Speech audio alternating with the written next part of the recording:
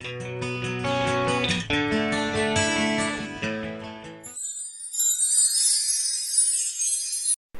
Friends, இது உங்கள் ஸ்நேகிதி.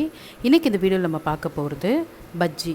பஜ்ஜி வந்து எல்லோரும் செய்கிற ஒரு ரெசிபியாக இருந்தாலும் அதில் வந்து சோடா உப்பு கலர் எதுவுமே சேர்க்காம கிறிஸ்பியாக சாஃப்டாக, அதாவது வெளியே கிறிஸ்பியாக உள்ளே நல்லா சாஃப்டாக இருக்கிற மாதிரி பஜ்ஜி வந்து எப்படி பண்ணுறது அப்படிங்கிறதான் வந்து இந்த வீடியோவில் பார்க்க போகிறோம்.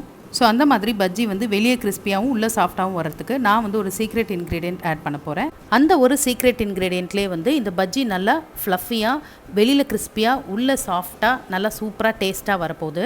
அண்ட் நான் சொன்ன மாதிரி சோடா உப்பு கூட தேவையில்லைங்க, இந்த ஒரு சீக்ரெட் இன்க்ரீடியண்ட்டே போதும். ஸோ அது என்னன்னு தெரிஞ்சுக்கிறதுக்கு வீடியோவை ஸ்கிப் பண்ணாமல் பாருங்கள், அப்போ தான் கரெக்டாக புரியும். இப்போ வாங்க இந்த பஜ்ஜி எப்படி பண்ணுறது அப்படிங்கிறத பார்த்துடலாம்.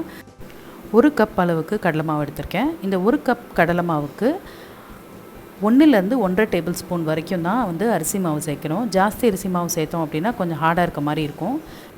அடுத்ததாக இதில் வந்து சீக்ரெட் இன்க்ரீடியண்ட்டாக நான் வந்து கோதுமை மாவு சேர்க்குறேன். கோதுமை மாவு வந்து 1 டீஸ்பூன் அளவுக்கு சேர்த்துக்கலாம். அதுக்கு மேலே சேர்த்தா வந்து ரொம்ப கிறிஸ்பியாக வந்துடும். அதனால் 1 டீஸ்பூன் அளவுக்கு மட்டும் கோதுமை மாவு சேர்த்துட்டு இதை நான் மிக்ஸ் பண்ணிக்கிறேன். நான் சொன்ன மாதிரி கோதுமை மாவு சேர்க்குறனால இது நல்லா கிறிஸ்பியாக ஃப்ளஃபியாக வரும். அதனால் வந்து நமக்கு இதில் சோடா உப்போ எதுவுமே சேர்க்க தேவையில்லை. இப்போ இதுக்கு தேவையான அளவு மிளகாய் தூள் சேர்த்துக்கிறேன். அதை மிக்ஸ் பண்ணிவிட்டு தேவையான அளவு உப்பையும் சேர்த்துட்டு இதில் வந்து பெருங்காயம் சேர்க்கணும். கட்டி பெருங்காயம் தான் வந்து நல்லா வாசமாக இருக்கும். அதுக்காக நான் கட்டி பெருங்காயத்தை வந்து தேவையான அளவு எடுத்து தண்ணியில் ஊற வச்சுருக்கேன். ஒரு 1/2 அன் ஹவருக்கு முன்னாடி ஊற வச்சிங்க அப்படின்னா நல்லா இந்த மாதிரி கரைஞ்சி பெருங்காயம் தண்ணியில் கலந்துரும். ஸோ அந்த தண்ணியை வந்து ஊற்றி ஃபஸ்ட்டு மிக்ஸ் பண்ணிக்கோங்க. இப்போ இந்த பெருங்காய தண்ணியை ஃபுல்லாக சேர்த்துட்டு அதுக்கப்புறமா வந்து நார்மல் பச்சை தண்ணி சேர்த்து இதை மாவு மிக்ஸ் பண்ணிக்கலாம். இதில் ஓமம் இல்லைன்னா சீரகம் தேவைப்பட்டால் நீங்கள் சேர்த்துக்கலாம், அது உங்களோட விருப்பம். இப்போ இந்த மாவை நல்லா தளர்த்தியாக மிக்ஸ் பண்ணிவிட்டு இந்தளவுக்கு கரெக்டான பதத்தில் வந்து மிக்ஸ் பண்ணிட்டோம் அப்படின்னா மாவு ரெடி ஆகிடும். மாவு ரொம்ப திக்காக இருந்துச்சு அப்படின்னா பஜ்ஜி வந்து ரொம்ப கனமாக வரும். அதே மாதிரி ரொம்ப தண்ணியாக இருந்துச்சு அப்படின்னாலும் நமக்கு நனைச்சி போடுறதுக்கு வராது. அடுத்து நான் இங்கே வாழைக்காய் வந்து சீச்சு வச்சுருக்கேன். இந்த வாழைக்காய் வந்து ரொம்ப தின்னாகவும் இல்லாமல் திக்காகவும் இல்லாமல் ஓரளவு மீடியம் கனமாக இருக்கிற மாதிரி பார்த்துக்கோங்க. இந்த பஜ்ஜிக்கு தேவையான எண்ணெயை வந்து காய வச்சுருக்கேன். இப்போ இந்த எண்ணெய் வந்து நல்லா காயணும். எண்ணெய் காயாமல் பஜ்ஜி போட்டோம் அப்படின்னா பஜ்ஜி வந்து உப்பி வராது. ஸோ நம்ம போட்ட உடனே வந்து அந்த பஜ்ஜி உப்பி வரணும். ஸோ அந்தளவுக்கு எண்ணெய் நல்லா காய்ச்சலாக இருக்கணும். ஸ்டவ்வை வந்து நீங்கள் ஹையில் வச்சே போடலாம். அப்போ தான் வந்து இந்த பஜ்ஜி போட்ட உடனே நல்லா எந்திரிச்சு உப்பி வரும்.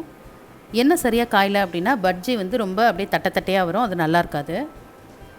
ஸோ இப்போ பாருங்கள், நான் போட்ட உடனே நான் எதுவுமே பண்ணலை. அந்த பஜ்ஜி வந்து ஒன்றுனா நல்லா எந்திரிச்சு வருது, நல்லா அதே வந்து ஃப்ளஃபியாக வருது. இப்போ பாருங்கள், நல்லா பஜ்ஜி எல்லாம் ஃப்ளஃபியாக ஆகிடுச்சு. இப்போ இதை இன்னொரு பக்கம் திருப்பி விட்டு நல்லா வேக விட்டுக்கலாம்.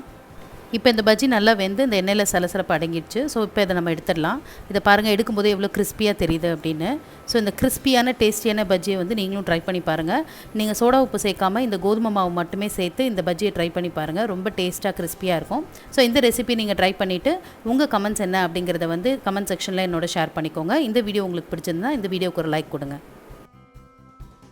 அண்ட் ஃப்ரெண்ட்ஸ், நம்ம சேனலோட நெக்ஸ்ட் கிவ் அவே கண்டெஸ்ட் வந்துகிட்டே இருக்குது. ஸோ அதை மிஸ் பண்ணாமல் தெரிஞ்சுக்கிறதுக்கு இந்த சேனல் இன்னும் சப்ஸ்கிரைப் பண்ணாதவங்க சப்ஸ்கிரைப் பண்ணிவிட்டு பக்கத்தில் உள்ள பெல் ஐக்கனை கிளிக் பண்ணி வச்சுக்கோங்க. இன்னும் நிறைய videos and give away announcements வந்துகிட்டே இருக்குது.